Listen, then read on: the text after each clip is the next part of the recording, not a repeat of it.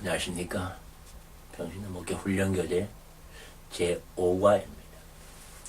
5과는 relationship, 관계성에 대한 것입니다. 관계성이 얼마나 중요한 것은 더 말할 나위가 없겠죠. 그래서 훈련교재 12과 안에 관계성에 관한 것을 넣는 것은 지당하다고 보는 것입니다. 제5과 관계성을 형성하기. 목회적인 돌봄은 관계성이다. Pastoral care is a relationship. 이 교재 1과 제6페이지에 나오는 캠버벨의 인용문을 다시 읽어보라. 6페이지에 알라스 캠벨이 쓴 글인데 다시 한번 읽어보는 것입니다. 목회적인 돌봄을 전문가주의, professionalism, 전문가주의 틀 안에서만 보여지게 된다면 올바르게 이해될 수 없다. pastoral care, 목회적인 돌봄이란 인간의 신실성에 기반을 둔 관계성인 것이다. integrity and relationships.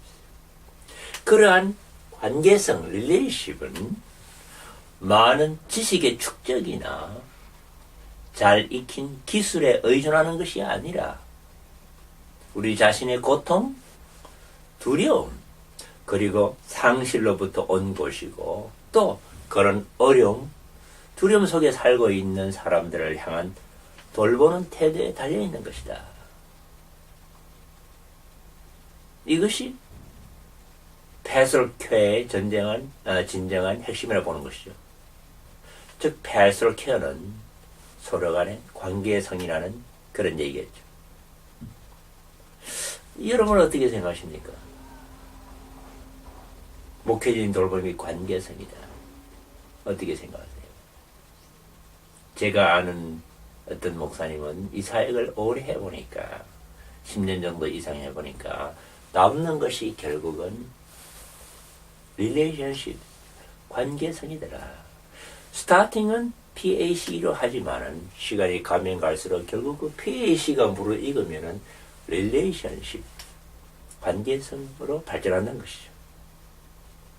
목회적인 돌봄은 관계성 속에서 일어난다. 개인적인 관계성, personal relationship, 관계성이 있는 곳에 돌봄이 있다. 진정한 돌봄이 있는 곳에 진정한 관계성이 있는 것이다. 목회적인 돌봄은 인격이 요구되는 것이다. Personal involvement, 프로그램하고 다릅니다. 인격이, personality, personal, 이것이 동참되는 것이다. 그 안에는 자체의 순수함과 자체의 즐거움이 들어있다. 관계성을 어떻게 수립하느냐, 보충교재 10분에 잘 얘기하고 있습니다.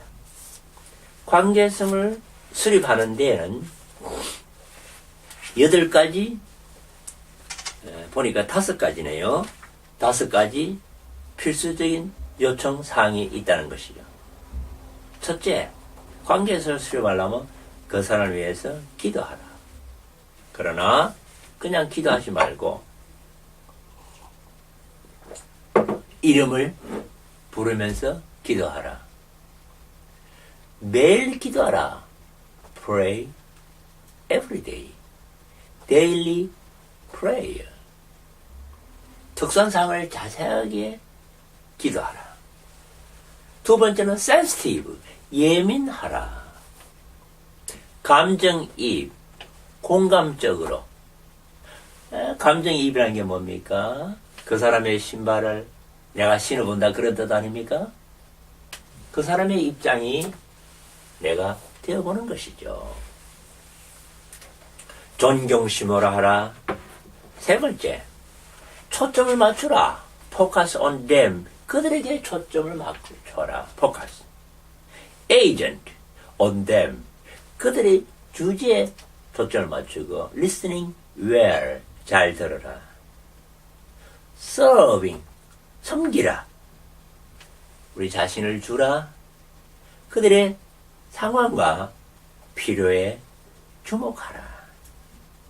그리고 help, 도와라, as much as we can. 다섯 번째, 기도하라. 만약에 개인적으로 정규적으로 그런 특수한 것이 되었다면 그 이상 중요한 관련적인 노력은 없을 것이다. 디모데에게, 젊은 목사 디모데에게도 역시 사도 바울이 그랬습니다. 기도하라. 디모데전서 2장 1절. 예민하라. 그에게 디모데 2장 4절. 그 사람들의 초점을 맞추라. 디모데 5장 3절. 너 자신을 주고 헌신하라. 디모데후서 4장 9절 10절. 그리고 기도하라. 디모데전서 2장 8절. 예수님도 이렇게 5가지를 했습니다. 기도하라. 저를 위해 기도합니다. 요한복음 17장 9절. 예민합니다. 마태복음 17장 7절. 초점. 내가 나의 양을 알고 양도 나를 압니다. 요한복음 10장 14절. 섬김. 그는 내 물을 담아 제자들의 발을 씻기 시작했습니다. 요한복음 13장 5절. prayer. 그는 그의 손을 들어서 저를 축복했습니다. 누가복음 24장 50절. 이렇게 하면서 관계성을 수련해 간다는 것이죠. 훈련 계제로 다시 돌아와 보면요. 관계성을 수립하는 방법. 관계성은 우정적인 요인을 가지고 있다. friendship. 우정적인 요인이 그 안에 들어있다는 거예요. 그것에 대해서 잘 설명해주는 말이 있는데, 친구를 만드는 데 있어서 가장 좋은 비타민은 friendship이라는 거예요. 마치 몸에 비타민 B1과 같은 역할을 한다 그러죠. 비타민 B1의 역할은 피곤할 때 건강해주고 관절염이 있을 때 강하게 해주는 비타민 B1의 역할을 하는 얘기죠.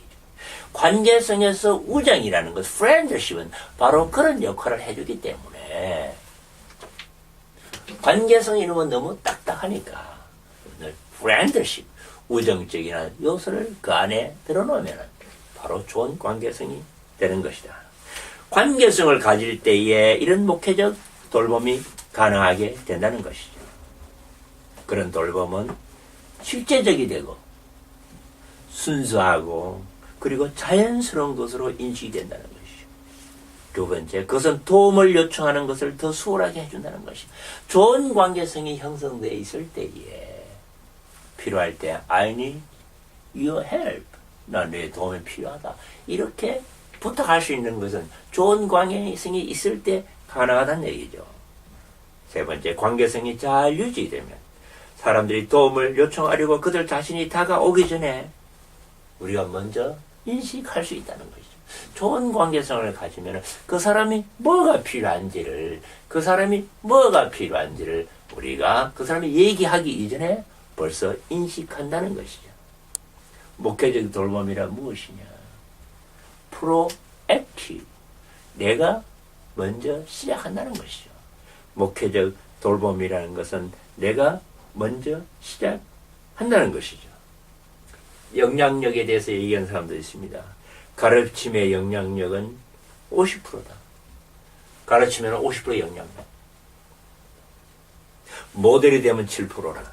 그러나 관계성에서는 영향력이 70%를 갖게 된다는 것이죠. 관계성에 이만큼 중요하다는 것이죠. 여러분, 페이서 사회가 할 때에 이 릴레이션십 피할 수 없는 요소란 것을 다시 한번 깨닫게 해주시면 감사하게 생각합니다. 감사합니다.